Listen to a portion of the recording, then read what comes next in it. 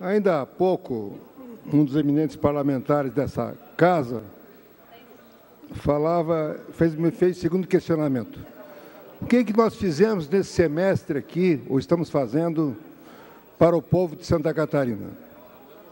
Qual é o poder que nós temos? É pouco.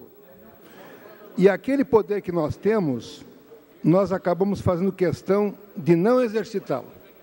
Um exemplo típico é a medida provisória. A medida provisória é um dos piores cânceres que surgiu no Brasil a partir da Constituição de 88. Ela substituiu o decreto-lei com alguns agravantes. O decreto-lei dizia o seguinte: você só pode editar medida provisória sobre tal e tal assunto. Só pode editar decreto-lei sobre tal e tal assunto. A medida provisória não. Ela diz, você não pode editar, e trouxe uma lista pequena. Entretanto, o decreto-lei não entrava em vigor de imediato, era aprovado por decurso de prazo.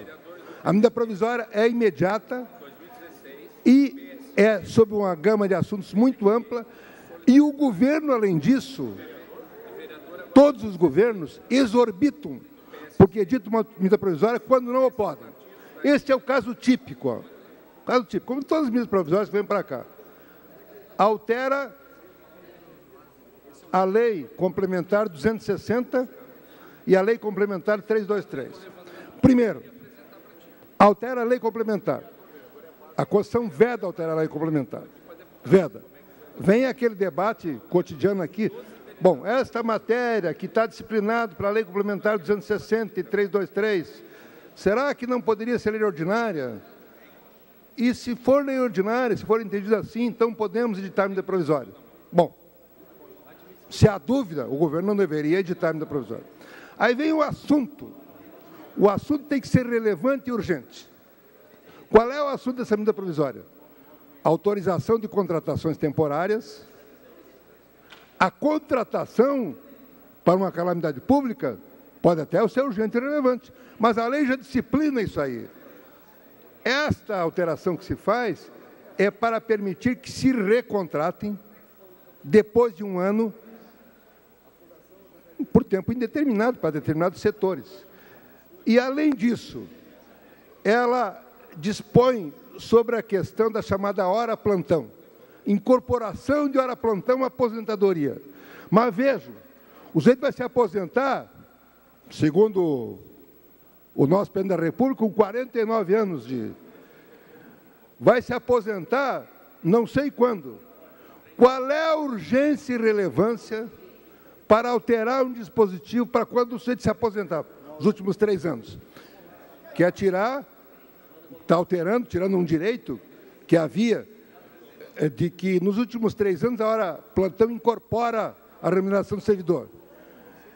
Em alguns casos, como tem licença de saúde,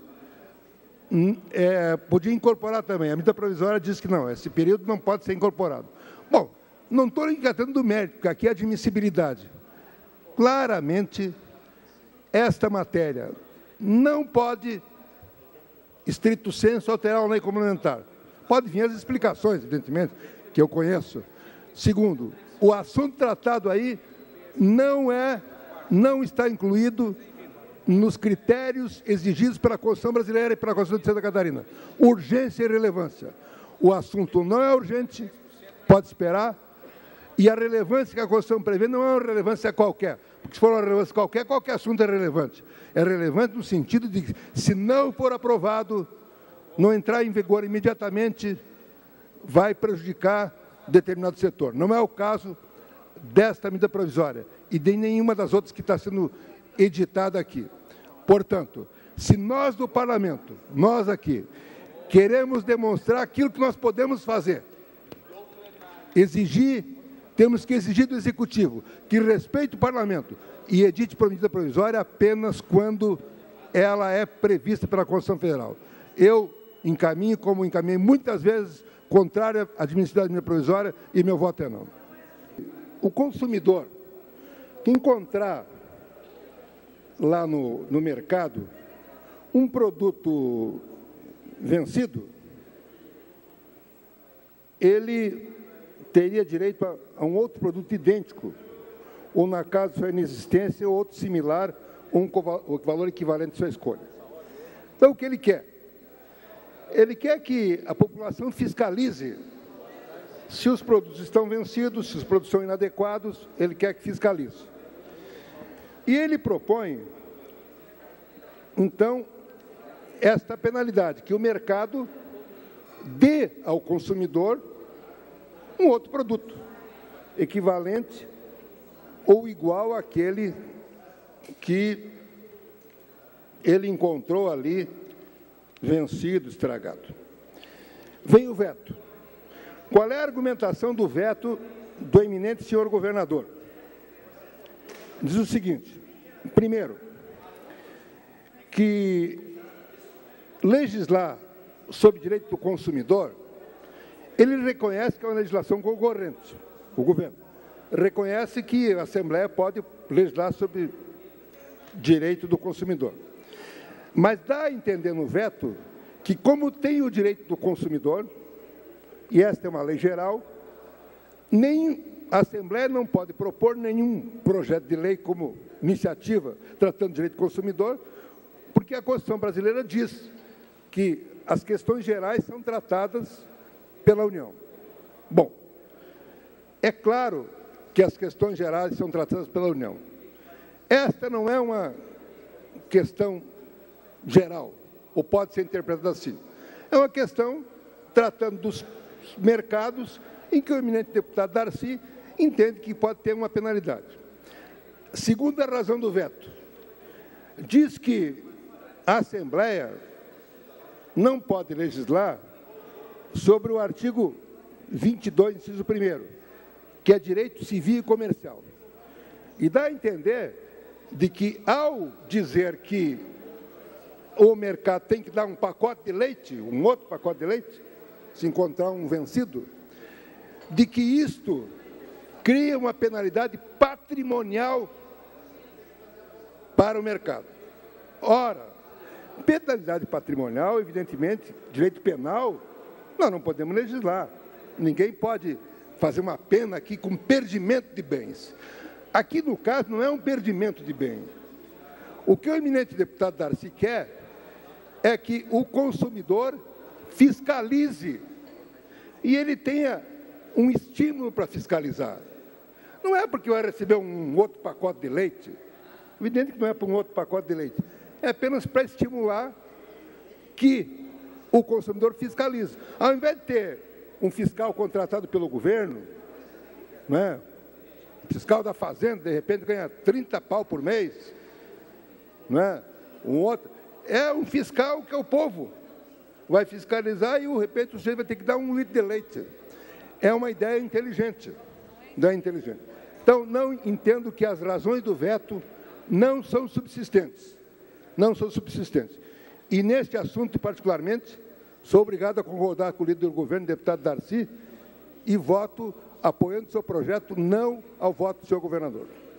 Esse projeto dispõe sobre a realização da edição anual dos Jogos Abertos para Desportivo de Santa Catarina. O projeto do deputado Merizio diz o seguinte: todo ano vai ter os Parajasques, e ele vai se realizar um mês depois do JASC na mesma cidade. Bom, qual é a razão do veto? A do veto é a interferência no Poder Executivo. Está interferindo no Poder Executivo. Se falar em questão de recursos, né, se os Parajasques estão no mesmo local, pode até diminuir os recursos. Se queremos tratar diferenciadamente, dizer, vamos gastar com as pessoas que não têm deficiência e não vamos gastar com as deficiências, é uma discriminação. Né? Se faz para um, evidentemente, tem que fazer para o outro. Se vai fazer para o outro, e deve fazer, no meu entendimento, tem que fazer no mesmo local, que vai economizar, não vai fazer em outro local. O deputado Merizio apenas propõe isso. Não há nenhuma interferência. Então, acompanhando aí, já acompanhei, até parece que eu votei enganado no anterior, quis votar com o deputado Darcy, e como ele sempre vota um, eu acabei votando um, não era para votar dois. E nesse aqui eu vou votar com o deputado Merizio, né, acompanhando o PSD aí e votando não, para derrubar esse veto eminente, senhor governador. Institui a campanha de divulgação dos direitos do idoso no Estado de Santa Catarina.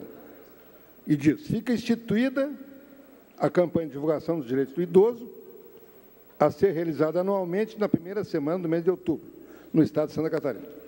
Bom, vou tratar aqui, como recomendou o deputado Darcy, apenas da questão do veto, e não do mérito.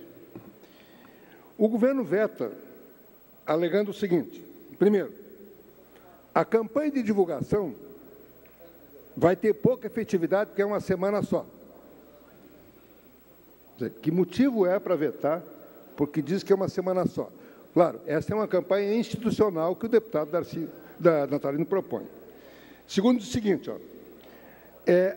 a medida cria atribuições para o Legislativo, para o Executivo. Bom, na verdade, mesmo que fosse verdadeiro esse argumento, que não é, a política estadual do idoso, a Lei 11.436, já diz que são obrigações do Executivo, por exemplo, desenvolver programas educativos, especialmente no meio de comunicação, a fim de informar a população sobre o processo de envelhecimento e direitos sociais. Estimular a oportunidade de participação de idosos nos núcleos de alfabetização de adultos. E uma série de coisas. Então, na verdade, já há esta atribuição do Executivo. Uma lei estadual. O deputado Natalino está dizendo apenas que isto será feito em uma determinada semana específica, para que, nesta semana, atenção especial se tenha. O terceiro motivo é aquele que diz que gasta dinheiro. Mas já é uma atribuição. Que dinheiro vai gastar para fazer uma campanha? Lembrou bem o deputado Valduga, nós podemos sim criar despesas para o Executivo. O artigo 63 da Constituição diz o seguinte, eu só não posso criar despesa para o Executivo, volto a repetir, se a iniciativa for privativa do Executivo. Não é o caso. Discutir projeto de idoso não é privativo do Executivo. É do Executivo privativo criar cargos, aumentar a remuneração, é outra questão. E veja uma situação. Nós temos aqui um projeto de lei vetado, deputado Mário. Quando eles foram na Comissão de Justiça, a Comissão de Justiça solicitou uma série de diligências. As diligências foram e voltaram. Todas as diligências foram contrárias ao projeto. Inclusive, chegou ao absurdo da Secretaria SST, que eu tive que consultar o que é, deveria constar aqui qual é a Secretaria, mas eu não sou obrigado a saber a sigla, mas eu fui consultar, que é a Secretaria do Idoso, do Trabalho Social, ao se manifestar, não trata aqui da questão do mérito, trata apenas questão assim, apresente proposta legislativa, fere o princípio constitucional, trata da constitucionalidade. Ora, a Secretaria tem que tratar da questão do mérito. Quem trata da questão da constitucionalidade é a Procuradoria-Geral. Bom, então veja bem, vai para a Comissão de Justiça, se pede não sei quantas diligências, as diligências negadas. Corajosamente, a Comissão de Justiça se rebela contra os vários pareceres, pediu uma diligência, se rebela e vota contra. Agora vem a assinatura do governador. Evidente que a Comissão de Justiça e este plenário, que já se rebelou contra meia dúzia de pareceres, não pode aceitar agora aqui o veto, quando é expresso pelo governador. Seria, sim, uma diminuição do nosso trabalho. Nos rebelamos contra os técnicos, nos rebelamos contra a Procuradoria, nos rebelamos contra todos. Agora o governador manda uma ordem aqui e nós vamos dizer que sim. Acho que devemos dizer que não. Eu até brincava com o deputado Cobalcini, ex-líder do nosso partido, vice-presidente, de que eu recebi uma mensagem aí, dessa que vem na internet, dizendo que numa vila do Japão, lá o cara vive até os 100 anos, deram 10 conselhos para o cara viver. Um deles é sorrir bastante. Sorrir bastante. Um dos momentos que eu mais rio quando leio esses pareceres aqui, acho que vou passar dos 100 anos. Vou passar dos 100 anos. Portanto, vou votar 2, não.